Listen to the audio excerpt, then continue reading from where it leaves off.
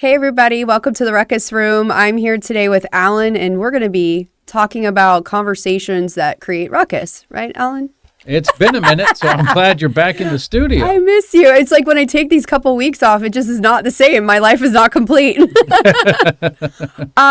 So today I wanted to talk about a few things, but I'm going to start with this because I just saw a story over the weekend and it caught my eye because I can relate. Something happened with my son regarding this particular energy drink. And I know, Alan, you had shared some experiences with energy drinks too. So I'm talking about, in particular, with my experience with these drinks, Alani. My son last year, he's a weightlifter, and I know energy drinks are so bad for you. And he was saying like some days that he had meets, he was tired because of school and everything. So he's like, can I just take a little? And so we made an agreement, Alan, he can have a quarter to half a can, but he had to eat and he had to do everything right before and not slam it back, like take it over a couple, like 20, 30 minutes, drink it over. And we get to the districts and I remember sitting there and he's warming up and everything. And he gets and he starts doing his first set of snatches. And I look back and he's over there now getting ready for clean and jerks. And he's on the platform. And all of a sudden I see him go lift the bar and he looks right at me. And I can see him from across the bleachers. And he turns pale white and falls straight back. Bar hits the floor, mat hits the floor. And my heart sinks because I'm like, I have never seen my son do that. Like, what happened? Yeah. I rush over there to go see him and the trainer and everybody's over there. And when he comes he blacked out. And when he comes back, all of a sudden just tears start coming down his face. And I'm like, oh my God, what happened? He's like, I don't know. Everything just started spinning and I blacked out. I can't even tell you. And it really scared the crap out of him. You could tell by his reaction. It was genuine. And I said, what did you have today? He says, I didn't eat anything, but I slammed back that Alani. And I said, Matthew, I said, look, I said, you're not allowed to take them anymore. You're not allowed to have them anymore. And ever since then, we have not done any energy drinks. But after that experience, it's very eye-opening to see your kid actually have an effect from that drink. And it'd be scary. It was very scary. And I saw this article over the weekend. It was a 17-year-old girl, I believe out of Houston, Texas. Her name was Larissa Rodriguez. She ended up passing away tragically because of consumption of these Alani drinks. Apparently, from the autopsy report, she had died of an enlarged heart from the caffeine that she was pumping. Sometimes she'd have a couple of these a day. And I wanted to talk about this to spread awareness on how these energy drinks, first of all, they're not really good for you, especially for children. There are a lot of kids that have passed away or have had heart conditions or different things that can't pass physicals or anything because of these drinks. And also wanted to talk to you, Alan, about what you thought, because now her parents are suing. Then this is what caught my attention. They're suing Alani, and they're also suing the distributor who brought this drink to the local gas station where the child purchased these drinks from. And now I know on the back of the can in really small letters, it says on there, this is not recommended for children, pregnant women, breastfeeding women. And there is a warning label. And plus it states on the can how much caffeine is in that can, which I think is like 20 or 200 milligrams or something like that of caffeine. I'll have to go double check on that. But there are warning labels, very small, on the can. But they are suing because they don't feel they got enough of a warning. And I think they're suing for like something like $1 million in damages. And I was wondering, Alan, what do you think as a parent? Like, shouldn't you be advocating for your children and reading labels and letting them know what's like, having the discussion? These are not good for you. And if you're going to have it, maybe start with a little to see how your body reacts to it, instead of this girl I heard was consuming sometimes 2 cans a day, which is very alarming. Yeah. Which I know as a parent, you can't stop your kids from drinking it, but you sure can have a conversation. And, my son had a scare, so that he's definitely not going anywhere near them. Like, he knows that I had a reaction to that, and that's not how I want to feel ever again. But this girl tragically lost her life. And it's like, what, as a parent, should you do? And do you think they should be suing somebody who does have a warning label on there, who told them basically this could happen? These are not recommended for children. Well, I got to tell you, no, I don't think the parents should be suing, especially since there was a warning label. But I've got 2 stories I'm going to tell you real quick. One, I have a friend well, he used to own an aquarium store many years ago. And a guy bought a 55-gallon aquarium from him and had it in his house. And 4 years later, the aquarium started to leak. So the guy himself patched the leak on the inside of the aquarium to stop it from leaking. He didn't bring it to the store. He didn't mention it to the store. He just did the repair himself. Some amount of time later, I don't know the exact time frame, his daughter came to stay with them for a little while, and she had a newborn baby. She put the newborn baby, why they did this, I don't know, but she put the newborn baby into a bassinet. Just doesn't sound like this is going in a good direction. It's not direction. going to end good. Oh. In a bassinet with, all the blankets and everything in there, and put it next to the aquarium. Why you would do that? I don't know. Anyway, they left the baby there at night. In the middle of the night at some time, the leak started again. And it sort of out of the aquarium directly into the bassinet. And of course, with the blankets and everything, it filled up with water. And very tragically, the baby passed away. The parents then sued the manufacturer of the aquarium and my friend that owned the aquarium shop that sold it to him. And the insurance settled out of court because a baby had passed away and it was going to be a terrible scene anyway. But the guy himself did the repair to his own aquarium, and his repair failed, and as a result, the aquarium leaked and killed the baby. So, you have that in mind. And then my brother I don't think he is anymore, but he was a hockey coach up in Massachusetts.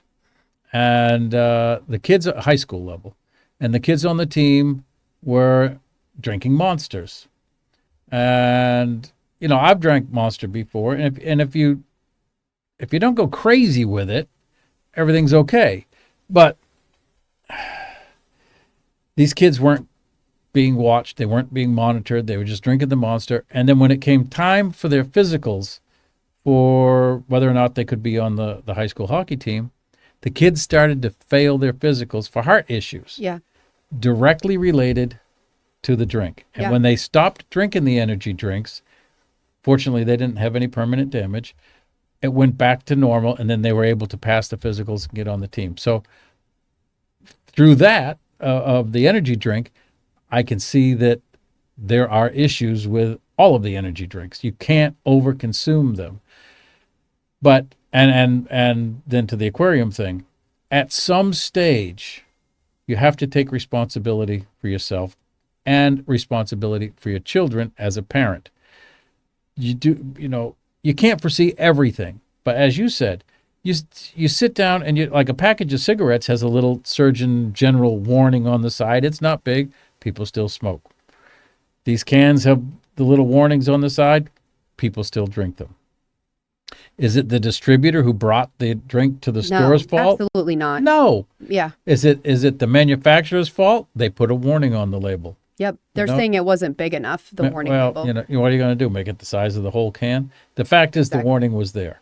And I'm sure through the mountains of attorneys that these corporations have, the size of the label passed whatever corporate liability levels. I'm sure everything on the label, was checked to make sure the can was good. So, but the problem was the parents never took their responsibility, apparently, it seems, to speak with their child, the girl, and say, hey, you really shouldn't do this. You tell your baby, your toddlers and stuff, don't touch a hot stove, or at least we used to. Maybe now they don't anymore because parenting has gone way downhill lately. But there's a responsibility level to the parent. There's a responsibility. How old was this kid? 17, same age as my son. Okay, so they had a responsibility to know that, at 17, you got a little bit of understanding. Your son, drank a full can on an empty stomach. And that was dumb. And I told him, so prior to me having heart issues, I didn't drink caffeine or anything except for every once in a while if I was like struggling during the day, I'm like, I would have a little bit of Alani, but like this much of the can, like a quarter of it, because I knew how it made me feel. It made me feel jittery and out of like, I could jump out of my, and I don't like that. So I was like, I don't want my son to feel like that. So I told him, if you have any, just have a little and make sure something's in your stomach too, because on an empty stomach, that sugar will tear you up. Sure. And when he told me he hadn't eaten all day and he felt really tired and he jammed it back, I was like, oh my gosh, it could have been worse. Like, I'm so lucky that it was just he passed out and nothing happened, because he had some serious weight over his head too when he did this. Yeah. And if anyone knows Matthew, he's never done that before. He's never blacked out. He's never done anything like that. Let's talk about that for a second, because he's a weightlifter. Yeah. And a champion weightlifter. Yes. And I mean, colleges have scouted him and everything. So he's not just We're still kid. getting stuff. So yeah. So he's not just a kid that's lifting weights. No. This is a serious National contender weightlifter. Yeah. Who has, what's the heaviest he's lifted? So my son right now is at a 360 pound clean and jerk and 285 pounds for snatch. And that goes over his head. So if you think about it, when you go to lift that and if you black out like he did and fall backwards the wrong way, thank God the bar went forward and he went backward. If not, that would have been a whole other serious thing. But you know, when he came to, it was just crazy because the tears are coming down his face. It literally scared the crap out of him. Like, I've never seen my son, and he looked at me and he knew right away it was probably the drink. He started to feel woozy, and lifting that head just overexerted him, his heart. It had to. Right. His blood pressure just went psh. And I know people that have been like grown men that have played softball, and somebody who had 2 monster drinks went out there, ended up having a stroke at the baseball game and going to the hospital.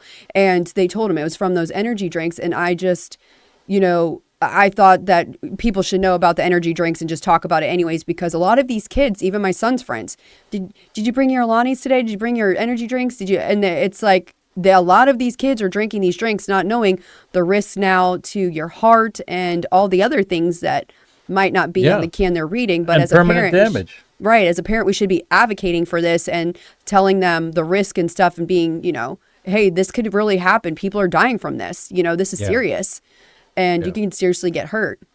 So, well, I think it's a great topic to bring up because it's serious. It is. It's serious. There's a lot of athletes. You don't. I mean, they're thinking of it. You know, like but just like an athlete in general, even if you're not a kid and you're a grown adult, you know how they push the sponsorship of these energy drinks and they get the best athlete and they get all this. And even the strongest athletes go down too from this stuff, and it creates heart problems for them too. I was really, I mean, this has nothing to do with what I went through, but I thought my ticker was fine. And at 43, it put me out. So it's like, you never know. And I don't think that. And had you been drinking these drinks at that time, I would have been really like a whole can. I would have been in real trouble. But like these athletes, that can doesn't discriminate how that caffeine affects your heart, no matter what age you are. Right. And I think this was a topic to talk about, especially reading that lawsuit. You know, I was just like, first of all, I'm looking at it as a parent. You should tell your kids about that. Second of all, I don't know if that's the best thing to do with the lawsuit because the warning label is on there.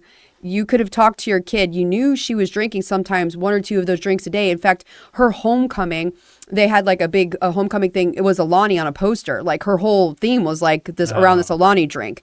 So her parents were well aware. I believe in one of the articles it said her parents actually had been buying her cases of the drink. From some other stores. Not this one in particular when this incident happened, but before. Well, it leads up to it. One drink's not going to do it. You know, you lead up to it. Well, that's the thing. That so much caffeine on your heart that made it enlarge because it's trying to pump and it's just getting overloaded. Right. So, I mean, I'm not a doctor at all, but I would think it's common sense. We're going back to common sense for 2026. Oh, yeah. And I think we're still on that train. But yeah, I just didn't know what you thought about this lawsuit because I feel like everybody's so Sue happy. But I think people need to start taking accountability too. If you know, like I said, I'm sure, in my opinion, that whatever attorneys that the company has, that they looked at these labels and the size of the labels and all that, and everything was clear. If you're going to sue, and you really think it's the label size, then sue for a larger label. Yeah. Don't sue for money to Or the compensate. distributor. They're only doing their job. They're just grabbing at every pocket that they think is a deep pocket that they can get their fingers into. And anyone who could settle out of court and just Right. But still, it doesn't replace that you lost your child. No, and it you doesn't. needed to have that talk with them. But and it doesn't protect the next kid. Right. So what would protect the next kid, if you honestly believe the label is wrong, then sue for a larger label. Right. You know, I can tell you. I got to word this properly. Yeah. I know. Okay, my dad committed suicide, and he did it because he thought he was going downhill from dementia. After he passed away, I looked at the medications that they had prescribed for him. One of them was called Aricept, which is a very common Alzheimer and dementia medication, and another one was called, I believe the name was Namenda, which is also a very common medication for it. And I went back and I looked at the clinical studies, and I don't remember the exact numbers. Don't hang me if I say the wrong numbers, but I believe that Namenda had in clinical studies somewhere, I want to say a 3,000%, but let's call it a conservative and say a 300% increase in suicidal ideation. Nowhere on the label does it mention it. Nowhere in the paperwork does it mention it. Nowhere did the doctor mention it. We didn't know to look out for it. So I sued. Nobody would take the case because my dad was 80-something years old, and so they said he was too old to worry about it anyway, and so they wouldn't take the case. But I sued not for money for myself. I sued to have the warning label put on the label to just watch for issues with suicidal ideation. And, of course, I couldn't find an attorney to take it. And so if you're out there, read the clinical studies on Namenda and watch your loved ones that are on it. If you're, a parent and you got kids that are drinking energy drinks, watch it. Take responsibility. Take care of your kids. And you would think Alani is a small can. I don't know if you've ever seen it, but it's really small. It's like that big and like this thin. It's not like it's like a fourth of a Monster. Is it like a Red Bull can? Yes, same size, a little bigger than a Red Bull, but skinny, just like that. And so it's a small can. So I'm sure the warning labels can't be abnormally large, just because it would take over the whole design of the can. But even like the medication, you would think now in our day and age that they would want to CYA themselves on every avenue, right. And every little thing that you think that it could possibly have, like the COVID vaccine, they need to put warning labels on everything, and make sure that they CYA themselves. Yeah. But it was on this can, so I just didn't think that. So it's there. So I sat here and I thought about this girl tragically lost her life. But as a parent, how can you sue a distributor when it was on the can and you knew she was drinking it and you didn't have the conversation with her? This isn't good for your heart. Well, yeah, and I can tell you what probably. And it's tragic. I mean, this thing's the whole story is tragic. I can't imagine. It scared me. But if you have an attorney, I can tell you they're going for deep pockets. They're hunting for the deepest pocket, which will obviously be the corporation and not the distributor. But the more the merrier in their mind. But one of the things is, and I go back to that aquarium story I told. One of the things is that they sued my friend, who had an aquarium store that sold him an aquarium that the guy did his own repair to. You're just hunting for people and trying to find wherever you can get money from. Yeah. And it's and they're sad. Trying now to grab other people to go into that lawsuit with them. So if anyone's ever experienced anything against Alani, it's going to be probably a mass. Well, it'll probably go, what do they call it? Class action. Class action, yeah. But the thing is, that distributor's not going to be he doesn't distribute to the entire United States, I'm assuming. So, if you're going to do it, go after but if your goal is to warn people, then go for the label. Yeah. If your goal is to stuff your pocket at the loss of your child because you were irresponsible, in my opinion, then you go for everybody like's happening now. Yeah. It's sad. It is sad. And we're going to switch gears to talk about the girl in Palm Coast, Anna Mae. Yeah. So on April 6th, instead of manslaughter charges, she is now being charged with first-degree premeditated murder, aggravated child abuse, and failure to report a death with a person with intent to conceal a death and alter evidence. Yeah. This is a 20-year-old who killed her newborn baby by Drowned it. having the baby in the toilet, flushing, or not, no, she didn't flush the baby, but she let the baby sit there while she cleaned up, knowing the baby was drowning because the baby had come out crying, she said, and she wanted it to hurry up. I can't. Sick. And the fact that she Googled Casey Anthony In advance. she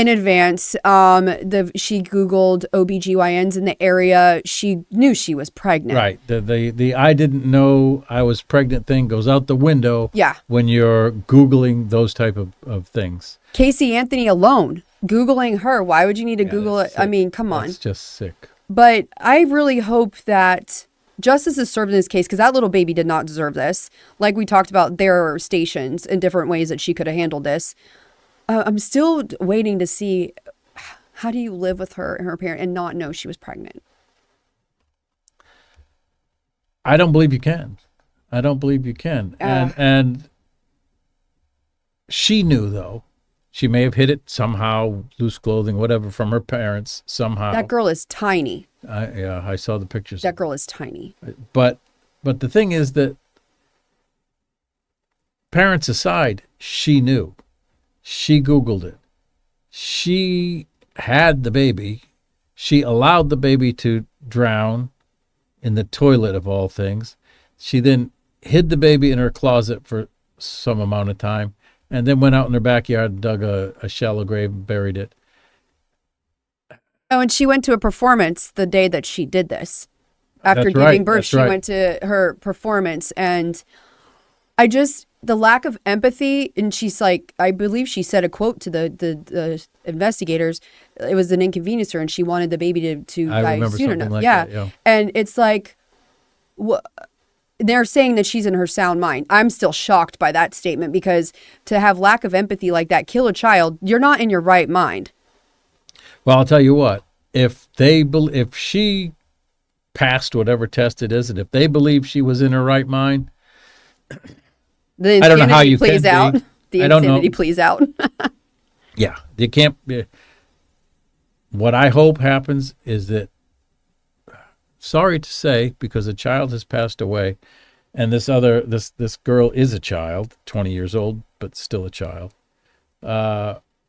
They need to give her the harshest possible sentence that they can give her. I have no sympathy. I agree with you, because there were so many different options. Oh, yeah. And she knew for months, obviously, that she was pregnant because of the Google searches, and it's unacceptable. Yeah. And one of the, for other people out there that might have a similar situation, at least in Flagler County, I'm not 100% sure about other areas, but in Flagler County, at the fire station, at the police stations, at the police substations, sheriff substations, whatever you want to call them. If you have a newborn baby, you can bring the baby to these places and give them up and turn around and walk away, and no charges, no issue, no nothing. They will take care of the baby, and you just go on your merry way. But that's the way to do it. If you truly are in that situation and you truly don't want it, there are legal, acceptable, humane methods to move forward. And then they will take the baby and they will find an adopted home for it or whatever, and take care of it and rear it in a proper way. Yeah. And this girl did none of that. None of that. I just want to let everyone know, Joseph Gardner, he was the 85-year-old that went missing yesterday in Flagler County. He has been located and in good health. Okay. I don't know if you saw that alert yesterday. So that's awesome news for our community. The last thing I wanted to just touch on, I know it's been a couple weeks. We didn't talk about the Doge in Palm Coast, Alan. Oh. And well, I know that was a hot topic a few weeks ago. And I just love the word Doge. And when it comes to your town, everyone should be scared. So $51 million. 59. Or $59 million. $59 million. Well, I'll tell you, it's kind of interesting because the CFO, Mr. Blaze, was up at the resort in Palm Coast, not the Palm Coast Resort, but the Hammock Dunes Resort in Palm Coast. And he had a press conference, and a lot of the city council and county commissioners and They were all there. He presented his evidence, his findings. And after that, there was an interview. It was done with former County Commissioner Joe Mullins. We were asked, Flagler Voice was asked, to go and record that interview and present it and give it to the syndication and have it put out, which we did. So I sat there and I listened to the off-camera talk and the on-camera talk and so forth. And there's some confusion. You would, oh yeah, really, I'm sure there was confusion amongst the people that listened versus what he had to say. So he had a sign up that said from, I forget, it was 2020 to 2025 or a span of time that this wasteful spending, as he put it, was done to the tune of $59 million from the county. And that our budget went up 120 some odd percent, which was the highest increase of a budget as a ratio to the population of the municipality in the state of Florida. So other people are saying, well, it was spread out over those years, but his comments were it was done in 2025, that the 2025 budget had $59 million worth of wasteful spending in it. He clarified that a couple times in the interview, or he repeated it a couple of times in the interview, that it was 1 year's worth, but his sign had a span of time. So there's a little bit of confusion there. One of the things that concerns me about it, well, first off, there is always wasteful spending. Every municipality, every government, everywhere has some level of wasteful spending. Were you shocked by the 59 million number? Oh, my jaw hit the floor. I was going to say, so it's okay to like frivolous spending a little bit. We're talking about $59 million. Right. Now, the issue that I have, and we had a candidate for county commission in here in the Flagler Voice. His name is Greg Feldman. You can look it up on Flagler Voice. He did an interview and he talked about this as well. But one of the issues with the whole formula that they used is it doesn't take into account, like, the church that I go to, okay? We had a good cushion of money in the bank, and then we needed a new roof. And the new roof on the church dropped our savings down, and it looked bad on paper. Right. It wasn't bad, but it looked bad on paper. And so, along with the formula, you have to look at the situation that's going on, whether there was road work going on and this going on and that going on and all these different things going on that possibly could have justified the amount of money being spent. And I'm not saying it did, and I'm not saying the formula is wrong, but they went by a formula and not necessarily by the happenings in the county at the time. And I'm not giving excuses for anything. Personally, I believe there's wasteful spending. Oh, yeah. Personally, I believe that it needs to be cracked down even harder. I think there's now that this has come in through, I think it's time for a true forensic audit. Yeah. Not only of the county, but of the city of Palm Coast. Oh, yeah. And if everything's clean, there should be no fear of doing it. And everybody can wipe their hands and walk away and say, look, we were good. Don't be afraid of it. If you're afraid of it, then obviously we have issues. And right now, we have issues. Well, I don't think that everybody was comfortable with this from the city. Oh, no. Anyone hears that Doge is coming into town, they're not going to sit there. They didn't know. This audit was done without their knowledge. Which I think is so good. That they couldn't, of course. Yeah. So that they couldn't hide things or manipulate things. They should probably do that in Volusia, St. John's, and everywhere. I mean, if you look at the city of Palm Coast, here we go. Yeah. I told you we're going to create some ruckus today, might as well. The Palm Harbor Golf Course belongs to the city of Palm Coast. Yes. Right? And it has lost hundreds of thousands, perhaps more than, a couple of $1 million. It has lost over the time that the city has run it. Nothing bad about the golf course. It's actually a very nice golf course. But the city shouldn't be managing businesses. They just Right. do it so incredibly poorly. But one of the things they did was they bought all new golf carts a couple of years ago. Typically, a golf course leases the golf carts, so as they age out and go bad, You change them out. they change them out. But we didn't. We bought them. But it made the books look bad. So instead of having golf carts that go with the golf course on the golf course budget, they moved the golf courses into the city's truck fleet budget Oh, wow. so that it didn't negatively impact the golf course budget. And to me, that's a financial manipulation, in my opinion. Oh, no, 100%. Yeah, that Yeah. financially. So there's stuff like that goes on. It needs to be investigated. Yeah. It really does. Well, thank you for joining me today. I think we got some ruckus out there today. Oh, I'm sure we'll get comments. I'm so glad I took 2 weeks off. This time it may not be from the school board, but we'll get comments. No, that'll be next week. Well, have a great night, everybody. We'll see you next week in the Ruckus Room. We'll see you later.